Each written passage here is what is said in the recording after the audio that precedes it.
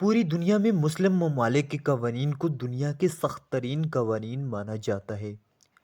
مسلم ملک سعودی عرب میں چوری کی سزا کے طور پر مجرم کے ہاتھ کاٹ دیے جاتے ہیں۔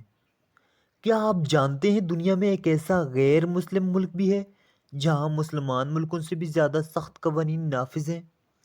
کیا آپ جانتے ہیں ایک ایسا غیر مسلم ملک بھی ہے جہاں وعدہ خلافی پہ ہاتھ کی انگلی کاٹ دی جاتی ہے؟